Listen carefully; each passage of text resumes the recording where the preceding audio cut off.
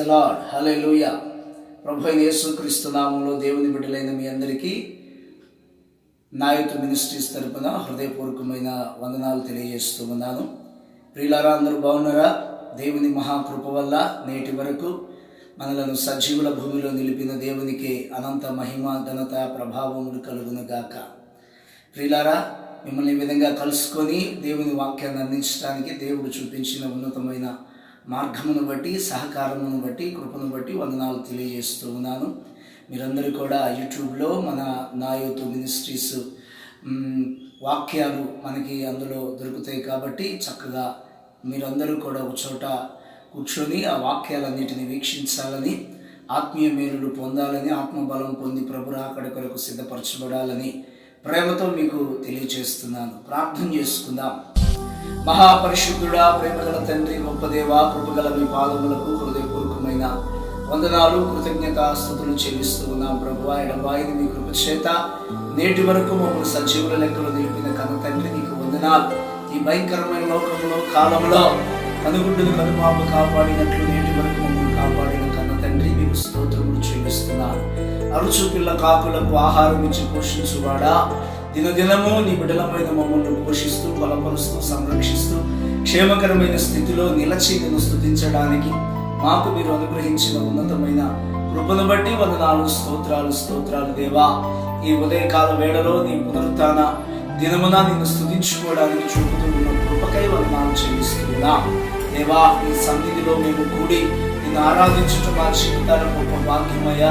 లోకంలో నుండి ఏర్పరచుకొని నీ సన్నిధిలో విడుదలుగా నిన్ను ఆరాధించుకుని గుంపులో సంఖ్యలో చేర్చినందుకు స్తోత్రాలు. ఈ ఉదయకాల వేళలో నీ వాక్యాన్ని నేను ధ్యానిస్తుండగా ఆత్మదేవా, ప్రత్యక్షత కలిగిన వాక్కులు, ప్రవచనాత్మకమైన వాక్కులు పలికించి ఆత్మీయ జీవితాలను బలపరిచి ఆశీర్వదించమని ప్రార్థన. దీనుడనైన నన్ను కనికరించి నీ కృప చొప్పున బలపరిచి నీ ఆత్మశక్తితో నింపి నడిపించి మాకు తెచ్చుకోండి దేవా. నన్ను మీరు వాడుకోండి ప్రభువ, నన్ను మీరు బలపరచండి, నన్ను మీరు నాయనా చేపట్టి నడిపించండి. నా నోటి నీ స్వాధీనంలో ఉంచుకొని ప్రభువా, నీకు ఇష్టమైన వాక్కులు పలికించి నీ ప్రజలను ఆత్మీయంగా బలపరిచి మీరు ఆకడకు సిద్ధపరచుకోమని, ఈ ఆరాధన క్రమమును ఆశీర్వదించమని యేసు పరిశుద్ధమైన నామములో ప్రార్థన చేసి వేడుకొనుచున్నాము తండ్రి. ఆమేన్, ఆమేన్.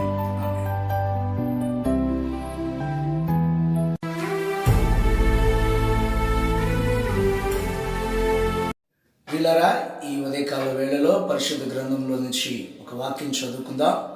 అది కొరింథీయులకు రాసినటువంటి మొదటి పత్రిక 3వ అధ్యాయం 16-17 వచనములు మనం చదువుకుందాం. అపోస్తలుడైన పౌలు కొరింథీ సంఘమునకు రాసిన మొదటి లేఖ 3వ అధ్యాయం 16-17 వాక్యాలు చదువుకుందాం. మీరు దేవుని ఆలయమై ఉన్నారనియు దేవుని ఆత్మ మీలో నివసించుచున్నాడనియు మీరెరుగరా? ఎవడైనను దేవుని ఆలయమును పాడు చేసిన ఎడల దేవుడు వానిని పాడు చేయును. దేవుని ఆలయము పరిశుద్ధమై ఉన్నది, మీరు ఆ ఆలయమై ఉన్నారు. ప్రియులారా, చదవబడిన లేఖన భాగంలో దైవజనుడైన పౌలు కొరింథీలో ఉన్న దేవుని సంఘమునకు ఒక ప్రాముఖ్యమైన సందేశాన్ని వారికి తెలియజేస్తూ ఉన్నాడు. దేవుడు ఒక మనిషిని ఎందుకు రక్షించుకున్నాడు, దేవుడు ఒక మనిషిని ఎందుకు సృజించుకున్నాడు, దేవుడు ఒక మనిషిని ఎందుకు ఏర్పరచుకొని తన ఆత్మను మనలో ఉంచాడో ఈ వచనము మనకు ప్రాముఖ్యంగా తెలియచేస్తూ ఉంది. దేవుడు ఒక మనిషి పట్ల, లేక సంఘం పట్ల, లేక ఒక వ్యక్తి పట్ల ఆయనకున్న ఉన్నతమైన ఏర్పాటు, ప్రణాళిక దేవుడు వ్యక్తపరుస్తూ ఉన్నాడు. అయితే విచిత్రమైన సంగతి ఏంటంటే, ఆ రక్షింపబడిన వ్యక్తి లేక ఆ దేవుని ఏర్పాట్లో ఉన్న వ్యక్తి దేవుడు తనను ఎందుకు ఏర్పరచుకున్నాడో, దేవుడు తనను ఎందుకు రక్షించుకున్నాడో, దేవుడు తనను ఎందుకు ప్రత్యేకపరుచుకున్నాడో ఆ వ్యక్తి కూడా ఎరగటం అనేది ప్రాముఖ్యమైన సంగతి.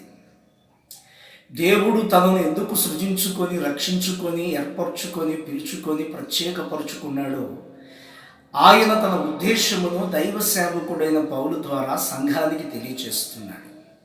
అయితే ఇప్పుడు ఏర్పరచబడినటువంటి వ్యక్తి లేక ఏర్పరచబడిన సంఘం లేక ఏర్పరచబడినటువంటి ఆ వ్యక్తి ఆ ఏర్పాటును గుర్తించాలని ఈ ఉదయకాల వేళలో దేవుని సేవకునిగా మరొక మారు ఆ వాక్యాన్ని మీ జ్ఞాపకాలలోకి తీసుకురావాలని దేవుని చేత ప్రేరేపితుడినై మీ ముందుకు రావటం జరిగింది. దేవుని బిడ్డ, ఈరోజు ప్రసంగం యొక్క అంశం ఏమిటంటే, నీవెవరివో నీవు ఎరుగుదువా, నీవెవరివో నీవు ఎరుగుదువా అనేటువంటి విషయాన్ని మీ ముందుకు తీసుకురావాలని ఆశపడుతున్నాను. సపోజ్ ఫ్యామిలీలో ఫాదర్ ఉన్నాడు, తండ్రి ఉన్నాడు. ఆయన ఎవరో ఆయన తన స్థితిని మర్చిపోతే కుటుంబమే ఉండదు. ఒక స్కూల్కి మాస్టర్ గారు ఉన్నాడు, ఆయన పనేంటో ఆయన ఎరగకపోతే ఆ స్కూల్లో ఉన్న పిల్లల పరిస్థితి చాలా దయనీయమైన స్థితిలోకి వెళ్ళిపోతుంది. లేక ఒక ప్రజల చేత ఎన్నిక చేయబడిన ఒక నాయకుడు తన నాయకత్వాన్ని గ్రహించకపోతే, తాను ఎందుకు ఏర్పరచుకున్నాడో దేవుడు కానీ మనుషులు కానీ ఆ ప్రాముఖ్యమైన ఆ స్థితిని స్థాయిని మర్చిపోతే ప్రజల స్థితి చాలా దయనీయమైన స్థితిగతుల్లోకి వెళ్ళిపోతుంది. ఇప్పుడు వైద్యం చేసే ఒక వైద్యుడు ఉన్నాడు, తన వైద్యము చేసే పరిస్థితిని తాను మర్చిపోతే, ఆ స్థితిని ఆ స్థాయిని తాను మర్చిపోతే రోగుల పరిస్థితి ఎంత దయనీయమైన స్థితిలోకి వెళ్ళిపోతుందో మనం గుర్తుపెట్టుకోవాలి. అలాగే ఒక దైవ సేవకుడు తాను ఏ స్థాయిలో ఉన్నాడో, దేవుడు ఏ స్థితిలో నిలబెట్టాడో, తాను ఏర్పాటు ఏంటో, తన పిలుపు ఏంటో, తన ప్రత్యేకత ఏంటో, తాను చేయవలసిన పని ఏంటో, దేవుడు తను ఎందుకు ఏర్పరచుకున్నాడో ఆ పిలుపుని, ఆ ఏర్పాటుని, ఆ ప్రత్యేకతను తాను మర్చిపోతే పరిస్థితి ఎంత ఘోరంగా ఉంటుందో మనం గ్రహించాలి. అట్లాగే దేవుని సంఘమైన నువ్వు కూడా నీ ఏర్పాటు ఏమిటో, నీ స్థితి ఏమిటో, నీ ప్రత్యేకత ఏమిటో, దేవుడు నిన్నెందుకు రక్షించుకున్నాడో, దేవుడు నిన్నెందుకు తన ఆత్మతో నింపాడో, ఆ ఏర్పాటుని, ఆ ప్రత్యేకతను ఈరోజు నువ్వు గుర్తించుకోవాలని మరొక మారు దేవుని సేవకునిగా నిన్ను హెచ్చరిక చేస్తా ఉన్నాను. దేవుడు నిన్ను ఎందుకు ఏర్పరచుకున్నాడో తెలుసా? తనకు ఒక ఆలయముగా నువ్వు ఉండాలని. దేవునికి స్తోత్రం, హల్లెలూయా. దేవునికి ఒక ఆలయముగా నువ్వు ఉండాలని దేవుడు నిన్ను లోకములో నుండి వేరుపరిచి తన అమూల్యమైన శిలువ రక్తము చేత నీ పాపదోషములన్నీ కడిగి పరిశుద్ధపరిచి తన ఆత్మతో నిన్ను నింపి నిన్ను ఆయనకు ఒక ఆలయముగా దేవుడు మనలను మార్చుకున్నాడు ప్రియులారా. అయితే ఆ ఏర్పాటుని నీవు నేను గుర్తించాల్సిన ఆవశ్యకత ఎంతైనా ఉంది. కాబట్టి దేవుడే నిన్ను ఏర్పరచుకుంటే, దేవుడే నిన్ను పిలుచుకుంటే, దేవుడే తన కృపను నీకు ఇస్తే, దేవుడే తాను స్వయముగా నీలో నాలో నివసించాలని కోరుకుంటే మనం ఎంత ధన్యులమో, ఎంత భాగ్యవంతులమో. ఆ ఏర్పాట్లో ఉన్నటువంటి ఆశీర్వాదాన్ని, కృపను మనం గ్రహించాలని దేవుని సేవకునిగా నేను మీకు తెలియజేస్తున్నాను. ఇక్కడ ప్రాముఖ్యమైన మరొక సంగతి ఏమిటంటే, ఎవడైనను దేవుని ఆలయమును పాడు చేసిన ఎడల దేవుడు వానిని పాడు చేయును. దేవుని ఆలయము పరిశుద్ధమై ఉన్నది, మీరు ఆ ఆలయమై ఉన్నారు. ప్రియులారా, చాలామంది మనము దేవుని ఆలయము అనేటువంటి విషయాన్ని మర్చిపోతున్నాం. దేవుని ఆలయము అనేటువంటి వాస్తవాన్ని, ఆత్మ సంబంధమైన సంగతిని మనం మర్చిపోతున్నాం. దుష్టుడు ఆ జ్ఞాపకాలను, ఆ ఏర్పాటుని, ఆ ప్రత్యేకతను మనలో మరిపించి మనలను మరలా దారి మళ్లించి లోకములోకి, భ్రష్టత్వములోకి, చీకట్లోకి మనల్ని మోసగించి తీసుకువెళ్ళే పరిస్థితి ఎంతైనా ఉందన్న విషయాన్ని ఈరోజు దేవుని సేవకుడిగా నేను మీకు తెలియచేస్తున్నాను. ఏ రోజు కూడా నీ ఏర్పాటును నువ్వు మర్చిపోవద్దు. ఏ రోజు కూడా నీ స్థితిని నువ్వు మర్చిపోవద్దు. ఏ రోజు కూడా నీ ప్రత్యేకతను నువ్వు మర్చిపోవద్దు. దేవుడు నిన్ను ఒక ఆలయముగా నిర్మించుకున్నాడు. ఆ ఆలయముగా నీవెప్పుడు కూడా దేవునిని నీలో నింపుకొని నీవు ఒక మందిరముగా, ఆత్మ సంబంధమైన మందిరముగా దేవునికి ఎప్పుడూ సంసిద్ధంగా ఉండాలని దేవుని సేవకునిగా నేను మీకు తెలియచేస్తున్నాను. ఈ ఆలయమునకు ఉండవలసిన ప్రత్యేకత ఏమిటి అనేది బైబిల్ గ్రంథంలో మనం చూస్తే దైవజనుడు అంటాడు, దేవుని ఆలయము పరిశుద్ధమై ఉన్నది. దేవుని ఆలయము పరిశుద్ధమై ఉన్నది. నీ దేహము దేవుని ఆలయము అన్నాడు. ఆ ఆలయము ఎప్పుడు పరిశుద్ధముగా ఉండాలట. కీర్తనకారుడు కూడా అంటాడు, దేవా యెహోవా నీ సన్నిధి ఎన్నటెన్నటికి పరిశుద్ధతయే అనుకూలము అంటాడు. దేవుని సన్నిధిలో, దేవుని మందిరములో, దేవుని నామములో ఎప్పుడు కూడా పరిశుద్ధతయే ప్రాముఖ్యము. దేవుని సంఘమా, దేవుని బిడ్డ, నువ్వెలా ఉన్నావు? నువ్వు ఒక దేవుని ఆలయమని దేవుని వాక్యం సెలవిస్తుంది కదా. దేవుని ఆత్మే నీలో నివసించడానికి ఇష్టపడుతున్నాడని సెలవిస్తున్నారు కదా. దేవుడిని నిన్ను ఏర్పరచుకొని ప్రత్యేకించుకొని ఆయన కొరకు నిన్ను అన్నట్లుగా ఆయన భూమి మీద నుండి నిన్ను రక్షించుకున్నాడు కదా. నీలో ఆయన నివసించాలని కోరుకుంటున్నాడు కదా. మరి నువ్వు ఆ స్థాయిని బట్టి సంతోషిస్తున్నావా? ఆ స్థాయిని బట్టి ఆనందిస్తున్నావా? ఆ స్థాయిలో నువ్వు పరవశిస్తున్నావా?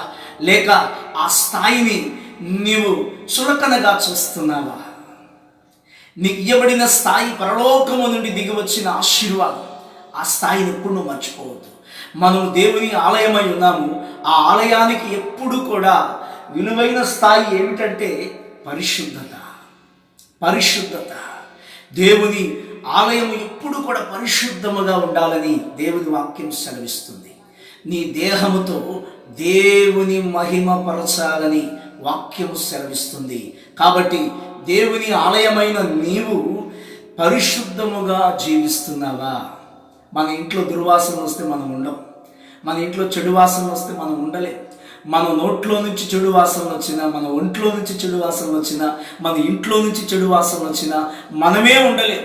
అట్లాంటిది మహాపరిశుద్ధుడు, మహాపరిశుద్ధుడు, సంపూర్ణ పరిశుద్ధుడు. పరిశుద్ధత అనేది ఆయనలో నుండి వచ్చింది.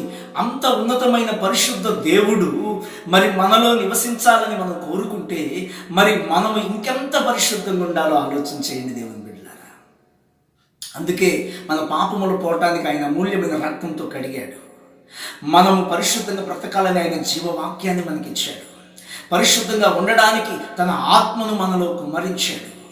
తన నైతిక మార్గాన్ని మనకు బోధించాడు. మనం పరిశుద్ధంగా ఉండడానికి దేవుడు ఎన్నో మార్గాలు మన కొరకు ఏర్పరిచాడు. అవన్నీ మనము స్వీకరించి పరిశుద్ధంగా మనం బ్రతకకపోతే దేవుడు అంటున్నాడు, ఎవడైనను దేవుని ఆలయమును పాడు చేసిన ఎడల దేవుడు వానిని పాడు చేయును అంటున్నాడు. దేవుని బిడ్డ, ఈ దేహం నీది కాదు, ప్రభు విలువ పెట్టి కొనుక్కున్నాడు. ఈ దేహంతో నువ్వు దేవుని మహింపరచాలి. ఈ దేహంలో దేవుణ్ణి నువ్వు ఆరాధించాలి. ఈ దేహంలో దేవుడు ఉండటానికి నీ దేహమును ఎప్పుడు కూడా పరిశుద్ధముగా ఉంచాలని బైబిల్ వాక్యం సెలవిస్తుంది. నీ దేహంలో ఎలాంటి చెడు ఆలోచనలు ఉన్నాయి, ఎలాంటి దురాలోచనలు ఉన్నాయి, ఎలాంటి కపటమైన ఆలోచనలు ఉన్నాయి, ఎలాంటి దుష్ట ఆలోచనలు ఉన్నాయో ఒకసారి ఆలోచన చేసుకో. నీ దేహముతో ఎలాంటి పాపాలు జరిగిస్తున్నావు? జాగ్రత్త. నువ్వు దేవుని ఆలయమును పాడు చేస్తున్నావు అన్న విషయాన్ని నువ్వు మర్చిపోవద్దు. ఇదే దేహముతో, ఇదే నోటితో నువ్వు బూతులాడుతున్నావు, అబద్ధములు చెప్తున్నావు, మోహపు చూపులు చూస్తున్నావు, చెడు మాటలు మాట్లాడుతున్నావు, చెడు ప్రవర్తన ప్రవర్తిస్తున్నావు. ఇదంతా ఎలా జరుగుతుందో తెలుసా? దేవుని ఆలయమైన నీ దేహముతో నువ్వు చేస్తున్నావు. కాబట్టి దేవుడు నిన్ను వదిలిపెట్టడు. దేవుడు నిన్ను వదిలిపెట్టడు. ఎందుకంటే దేవుని ఆలయమును పాడు చేస్తే దేవుడు వానిని పాడు చేయును. ప్రియులారా, బాగు చేసేవాడే చెడగొట్టడం ప్రారంభిస్తే ఇంకెవరండి మనల్ని బాగు చేసేది? బాగు చేసే దేవుడే మనల్ని చెడగొట్టాలని తీర్మానం తీసుకున్నాడు అనుకో, ఈ లోకంలో ఇంకా మనల్ని బాగు చేసేవాళ్ళు ఎవ్వరూ ఉండరు.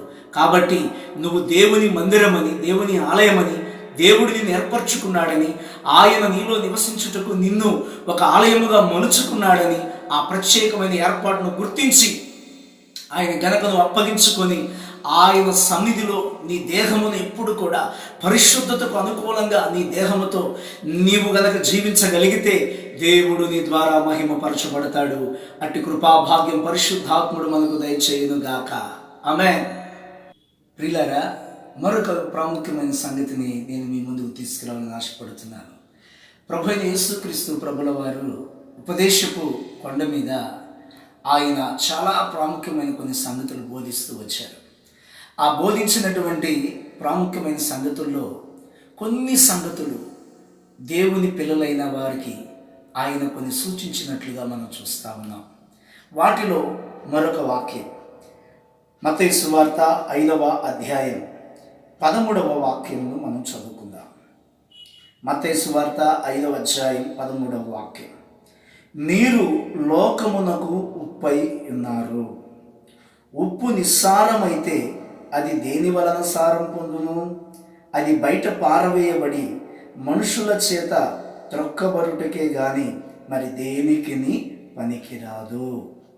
రెండవ విషయాన్ని మనం గమనిస్తే దేవుని వాక్యం సెలవిస్తుంది, మీరు లోకమునకు ఉప్పై ఉన్నారు.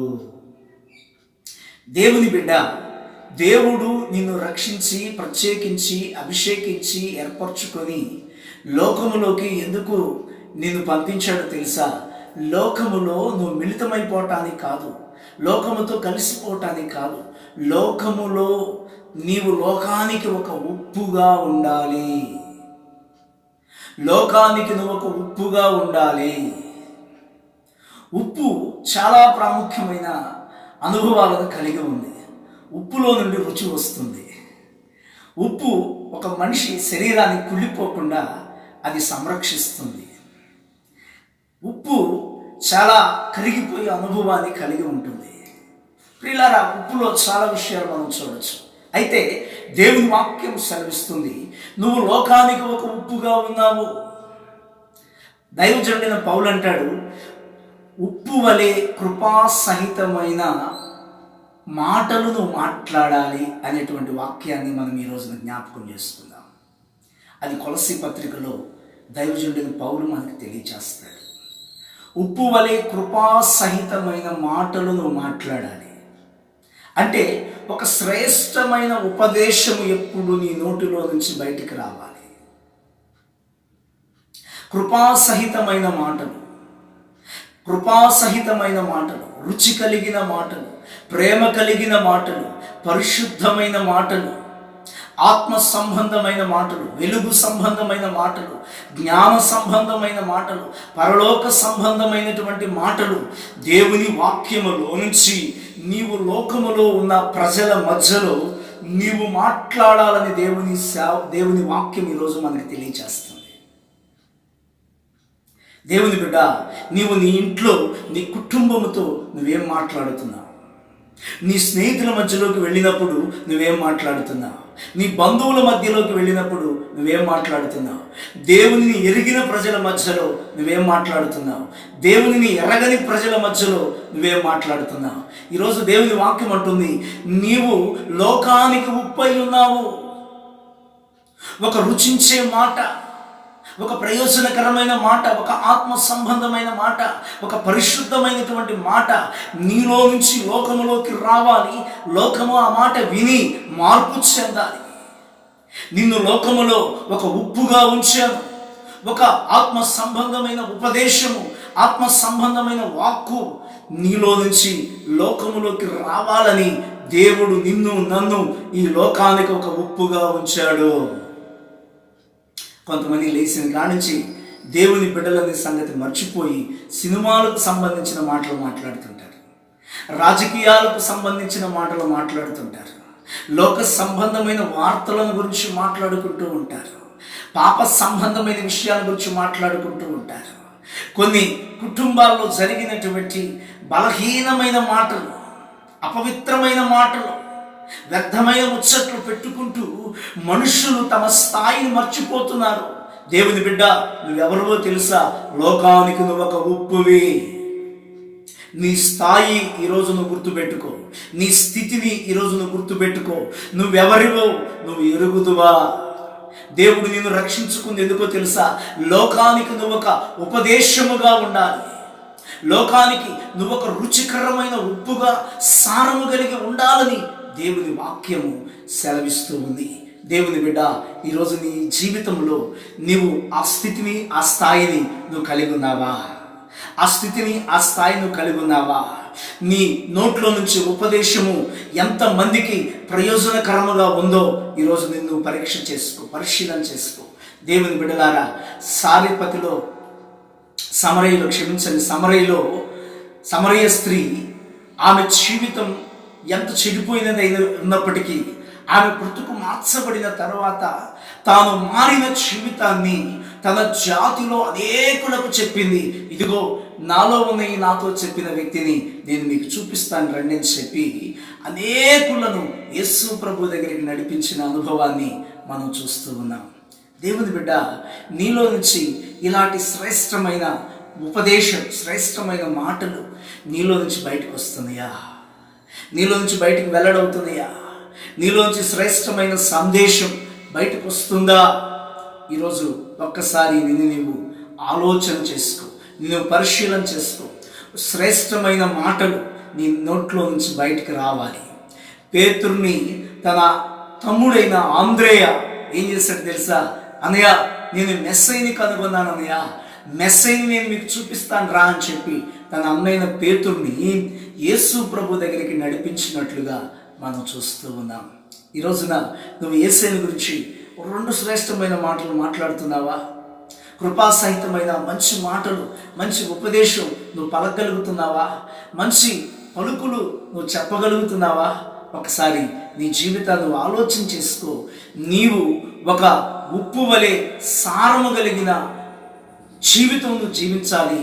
ఉప్పు వలె ఒక కృపాసహితమైన సందేశాలు నీ నోట్లో నుంచి బయటకు రావాలని లోకం ఎదురు చూస్తుంది, దేవుడు ఎదురు చూస్తున్నాడు. మరి ఈరోజు అలాంటి స్థాయి దేవునికి ఇచ్చాడు. నీ స్థాయిని నువ్వు ఎప్పుడు మర్చిపోవద్దు. ఎప్పుడు కూడా కృపాసహితమైన మాటలతో నీ హృదయమును నింపుకొని లోకములో ఒక జ్యోతి వలె నువ్వు ప్రకాశించాలనేది దేవుని ఏర్పాటై ఉన్నది. అట్టి కృపా భాగ్యము పరిశుద్ధాత్ముడు మనకు దయచేయును గాక. ఆమేన్. ప్రియులారా, మరొక ప్రాముఖ్యమైన సంగతి మీ ముందుకు తీసుకురావాలని ఆశపడుతున్నాను. అలాగే మరొక వాక్యాన్ని కూడా మనం చూద్దాం. మత్తయి సువార్త 5వ అధ్యాయం 14వ వాక్యాన్ని కూడా మనం చూద్దాం. మీరు లోకమునకు వెలుగై ఉన్నారు. కొండ మీద నుండు పట్టణము మరుగై ఉండనేరదు. మనుషులు దీపం వెలిగించి కొంచెము క్రింద పెట్టరు గాని అది ఇంట నుండి వారందరికీ వెలిగించుటకై దీపస్తంభం మీదనే పెట్టుదురు. మనుషులు మీ సత్క్రియలను చూచి పరలోకమందున మీ తండ్రిని మహిమపరచునట్లు వారి ఎదుట మీ వెలుగు ప్రకాశింపనీయుడి. ప్రియులారా, మరొక ప్రాముఖ్యమైన సంగతిని నేను మీ ముందుకు తీసుకొస్తున్నాను. 3వదిగా అంటున్నాడు, దేవుడు అంటున్నాడు, మీరు లోకమునకు వెలుగై ఉన్నారు అంటున్నాడు. మీరు లోకానికి వెలుగై ఉన్నారు అంటున్నాడు. మొదటేమో మీరు దేవునికి ఆలయమై ఉన్నారని అంటున్నాడు. రెండవదేమో మీరు లోకానికి ఉప్పై ఉన్నారు అంటున్నాడు. మూడవదేమో మీరు లోకానికి వెలుగై ఉన్నారు అంటున్నాడు. అంటే మన స్థాయిని, మన స్థితిని, మన ఏర్పాటుని, మన ప్రత్యేకతను దేవుడు మనకు జ్ఞాపకం చేస్తున్నాడు. మరి నీ స్థాయి ఏంటో, నీ పిలుపు ఏంటో, నీ ప్రత్యేకత ఏంటో, నీ కృప ఏంటో నువ్వు గుర్తిస్తున్నావా? నువ్వు లోకానికి ఒక వెలుగుగా ఉన్నావు. వెలుగుగా ఉన్నావు. ఈ వెలుగుని ఎట్లా పోల్చారని మనం చూస్తే సత్క్రియలు, నీతి క్రియలు, క్రియలు లేని విశ్వాసం మృతమని బైబిల్ వాక్యం సెలవిస్తుంది. నువ్వు ఎంత ప్రార్థించేవాడివైనా, ఎంత బైబిల్ జ్ఞానం కలిగిన వ్యక్తివైనా, నువ్వు ఎంత పరిచర్య చేసే వ్యక్తివైనా, నువ్వు ఎంతగా దేవునికి అర్పణలు అర్పించే వ్యక్తివైనా, నీ క్రియలు దేవుని వాక్యపు అనుభవాలలో కనుక లేకపోతే నీ క్రియలు వ్యర్థమైనవని బైబిల్ వాక్యం సెలవిస్తుంది. క్రియలు లేని విశ్వాసం మృతం. నీతి క్రియలు మనము భూమి మీద జరిగించాలి. నువ్వు చేసే వ్యాపారంలో కానీ, నువ్వు వెళ్ళే ఉద్యోగంలో కానీ, పని బాటల్లో కానీ, ఇంట్లో కానీ, ఎక్కడైనా కానీ నీ నీతి క్రియలు బయలుపరచబడాలి. ఒక వ్యక్తి చిల్లర కొట్టు వ్యాపారం ప్రారంభించాడండి. అతను కూడా దేవుని నమ్ముకున్న వ్యక్తి. కానీ అతడు అందరిలాగే లోకస్తులు అమ్మినట్లుగా అమ్మేస్తూ ఉన్నాడు. పలుమార్లు దేవుని సేవకులు వెళ్ళి, ఏంటయ్యా నువ్వు దేవుని బిడ్డవు కదా, ఇలా చేయొచ్చా, ఇవన్నీ ఉండకూడదు కదా అంటే, బేరం పోద్దన్నా అందుకని చేస్తున్నామని చెప్పి ఏదో సర్ది చెప్పి దేవుని సేవకుడిని పంపించేసేవాడు. సరే వీళ్ళకి ఎంత చెప్పినా అర్థం కాలేదని చెప్పి దేవుని సేవకుడు కూడా చూచి చూడనట్టుగా చెప్పాల్సింది చెప్పాడు, వెళ్ళిపోయాడు బాధపడుతూ. అలాగే కొద్ది రోజులు ఆగిన తర్వాత ఈ వ్యాపారం చేసుకునే వ్యక్తి యొక్క సంబంధించిన మరొక వ్యక్తి వ్యాపారం పెట్టాడు. పెడితే ఆ వ్యక్తి అండి, మనం దేవుని బిడ్డలం కదా, ఎలా పడితే అలా వ్యాపారం చేయకూడదు, ఏవి పడితే అవి మన కొట్టులోకి తీసుకురాకూడదు, మనం దేవుని బిడ్డలం కదా, శ్రేష్టమైనవి అమ్మాలి, పరిశుద్ధమైనవి అమ్మాలి, దేవునికి మాదిరిగా ఉండాలి, సంఘానికి మాదిరిగా ఉండాలని చెప్పి ఏవైతే శ్రేష్టమైనవో, ఏవైతే పరిశుద్ధమైనవో, ఏవైతే నీతి కలిగినవో అవే అమ్మటం ప్రారంభించాడు. ఈ వ్యక్తి వెళ్ళి వారి యొక్క సంబంధించిన ఆ వ్యక్తి దగ్గరికి వెళ్ళి చూస్తే, ఏంటి ఇతను నాకంటే వెనకొచ్చాడు కదా దేవుళ్ళలోకి, నాకంటే వెనకొచ్చాడు కదా ప్రార్థనకి, ఇతను నాకంటే చాలా బెటర్గా ఉన్నాడు, ఆ గ్రహింపు నాకు లేకపోయింది, ఆ ప్రతిష్ట, ఆ ఏర్పాటు, ఆ సమర్పణ నాకు లేకపోయింది అని చెప్పి ఆ వ్యక్తి యొక్క వ్యాపారాన్ని చూసి ఈ వ్యక్తి సిగ్గుపడ్డాడు. ఆ విషయాన్ని ప్రస్తావించాడు నా దగ్గర. ప్రస్తావించినప్పుడు అతను చెప్తున్నాడు, నాకంటే వెనకొచ్చిన వ్యక్తి నాకంటే చాలా నీతి క్రియలను కనపరిచాడు. ఆయన చూసినప్పుడు నాకు చాలా సిగ్గనిపించింది. నేను చేయలేకపోయాను, ఆయన చేశాడు. నేను ఆయన కంటే వాక్యం బాగా ఎరిగిన వ్యక్తిని, కానీ క్రియలు ఆయనలో ఉన్నాయి, వాక్య జ్ఞానం ఇతనిలో ఉంది. వాక్య జ్ఞానం ఎంత నీలో ఉన్నా నీలో క్రియలు లేకపోతే నీ జ్ఞానం దేనికి, నీ ఉపదేశం దేనికి? ప్రియమైన దేవుని బిడ్డలారా, నువ్వు ఒక 10 రూపాయల దగ్గర నీ నీతిని పోగొట్టుకుంటున్నావా? ఒక 100 రూపాయల దగ్గర నీ నీతిని పోగొట్టుకుంటున్నావా? ఒక 1000 రూపాయల దగ్గర నీ నీతిని పోగొట్టుకుంటున్నావా? ఆలోచించి ఈ రోజున ఒక దేవుని నమ్ముకున్న బిడ్డండి ఒక అబద్ధ సాక్ష్యం చెప్పటానికి వెళ్ళిందండి. ఏమిటి అబద్ధ సాక్ష్యం అంటే, బ్రతికున్న మనిషి చనిపోయాడని కోర్టులో సాక్ష్యం చెప్పాలి. అందుకుగా ఆమెకు వచ్చే లాభం ఏంటో తెలుసా? 1000 రూపాయలు. ఆ 1000 రూపాయలకి కకృతిపడి, ఒక పొలావు పొట్టడానికి కకృతిపడి ఆమె అబద్ధం, బ్రతికున్న వ్యక్తి చనిపోయాడని అబద్ధ సాక్ష్యం చెప్పడానికి వేరే ఊరు వెళ్ళి అబద్ధ సాక్ష్యం చెప్పి ఆ 1000 రూపాయలు తీసుకొని ఇంటికి వచ్చేలేకే ఈమె భర్త చచ్చిపోయి ఉన్నాడండి. బ్రతికున్న వ్యక్తి చచ్చిపోయాడని చెప్పి సాక్ష్యం చెప్పడానికి వెళ్ళిన ఈమె భర్త సాక్ష్యం చెప్పి ఇంటికి వచ్చేలేక ఈమె భర్త చచ్చిపోయాడు. ప్రియమైన దేవుని బిడ్డలారా, ఆకాశం నుండి దేవుడు అన్నిటిని చూస్తున్నాడు. ఈ రోజున మనం మన నీతిని కాపాడుకోవాలా? నీతి క్రియలు మనం కాపాడుకోవాలి, మన నీతిని మనం కాపాడుకోవాలా? నీది కానిది నీ ఇంట్లో కానీ, నీ ఒంట్లో కానీ, నీ యొక్క ఎక్కడ కూడా నీది కానిది నీ దగ్గర కనపడకూడదు. నీ పొరుగు వారిది ఏది నీవు ఆశించకూడదని బైబిల్ సెలవిస్తుంది. నువ్వు అనుభవించేయని నీవేనా? నువ్వు చూసేవన్నీ, అనుభవించేవన్నీ, నివసించేవన్నీ నీవేనా? నువ్వు వాడుకునే అన్నీ నీవేనా? లేక దౌర్జన్యంగా, దొమ్మిగా నోరు వేసుకొని ఎదుటివారిని బెదిరించి అనుభవిస్తున్నావా? జాగ్రత్త. నీ ప్రతివాదికి నోరు లేకపోవచ్చు, నిన్ను సృజించిన దేవుడికి నోరు ఉంది. ఆయన కన్నెర్ర చేస్తే నువ్వు ఉండవు, నీ కుటుంబము ఉండదు. దేవుని సేవకుడిగా చెప్తున్నాను, నీతిని కాపాడుకుందాం, నీతి క్రియలను మనం కనపరుద్దాం. అలాంటి వ్యక్తి కొండ మీద కట్టబడిన పట్టణము వలె ఉంటాడంట. హల్లెలూయా. మనలను దేవుడు కొండ మీద కట్టబడిన ఒక పట్టణము వలె ఉండాలని దేవుడు కోరుకుంటున్నాడు. కాబట్టి ఈ రోజున దేవుని సేవకుడిగా నేను మీకు తెలియజేస్తున్నాను, మనం లోకానికి వెలుగై ఉన్నాము. ఆ వెలుగు లోకములో ప్రకాశించాలి. ఆ వెలుగు ప్రకాశించినప్పుడే అనేక చీకట్లో ఉన్నవారు రక్షణలోకి వస్తారు, వెలుగులోకి వస్తారు, దేవునిలోకి వస్తారు, సన్నిధిలోకి వస్తారు, దేవుని ఆరాధనలోకి వస్తారు. ఈ రోజున నీవు అనేకులకు వెలుగుగా ఉండాలని దేవుడు కోరుకుంటున్నాడు. మరి నువ్వు ఆ వెలుగుగా ఉంటావా? ఈరోజు నుంచి దేవుడు నిన్ను హెచ్చరిక చేస్తున్నాడు. నీ ద్వారా నీ ఇంట్లో వాళ్ళు రక్షణలోకి రావాలి, నీ ద్వారా నీ స్నేహితులు, నీ బంధువులు రక్షణలోకి రావాలి, నీ ద్వారా నీ వెనక మానబడి నీ దేవుణ్ణి ఆరాధించుటకు, నీ దేవుణ్ణి వెంబడించుటకు అనేకులు నీ దగ్గరకు రావాలి. అలాగున దేవుడు నిన్ను ఆశీర్వదించును గాక, అలాగు దేవుడు నిన్ను దీవించుగాక. ఆ ఏర్పాటులో ఈరోజు నువ్వు నిలవగలిగితే, ఆ ఏర్పాటును గుర్తించగలిగితే, నా దేవుడు నిన్ను కొండ మీద కట్టిన ఒక పట్టణం వలె మారుస్తాడు. మొదటిగా అంటున్నాడు, నువ్వు ఒక ఆలయం. రెండవదిగా అంటున్నాడు, నువ్వు ఒక ఉప్పు. మూడవదిగా అంటున్నాడు, నువ్వు ఒక వెలుగు అంటున్నాడు. నీ ఏర్పాటును గుర్తించి ఏర్పాటులో నిలిచి ఉండాలని దేవుని సేవకునికి హెచ్చరిక చేస్తూ ఈ నా మాటలు ముగిస్తున్నాను. దేవుడు మనలను ఆ దశగా ఆశీర్వదించును గాక. ఆమేన్, ఆమేన్. ప్రియులారా, దయచేసి అందరూ కూడా మోకరించి కళ్ళు మూసుకున్నట్లయితే ప్రార్థన చేసుకుందాం. చెప్పబడిన వాక్యాన్ని మరొక మారు నెమరవేసుకొని మన ఆత్మీయ జీవితాలను ప్రభు మహిమ కొరకు మార్చుకుందాం. ప్రార్థన. అందరూ దయచేసి ఒక క్షణం నీ ఏర్పాటును గుర్తించు. నువ్వు ఒక దేవుని ఆలయమని, నువ్వు ఈ లోకానికి ఒక ఉప్పు అని, నువ్వు ఈ లోకానికి ఒక వెలుగు అని ఈరోజు దేవుడు నీతో, నాతో, మనందరితో మాట్లాడారు. కాబట్టి దేవుని బిడ్డ, నువ్వు దేవుని ఆలయం కదా. ఆ ఆలయము ఎలా ఉండాలి అని దేవుడు సెలవిచ్చాడు. పరిశుద్ధముగా ఉండాలని సెలవిచ్చాడు. మరి నువ్వు ఆలయము కదా. నువ్వు ఆలయమైన నీవు నీ ఆలయంతో ఏం చేస్తున్నావు? దేవుని మందిరం పరిశుద్ధముగా ఉండాలి. అపవిత్రత అందులో ఏమాత్రం ఉండటకు వీలు లేదు. నువ్వే ఆలయం. కాబట్టి నువ్వు ఎప్పుడు కూడా పాపమునకు చేతులు చాచకూడదు. పాపము చేయుటకు నీ కాళ్ళు పరిగెత్తకూడదు.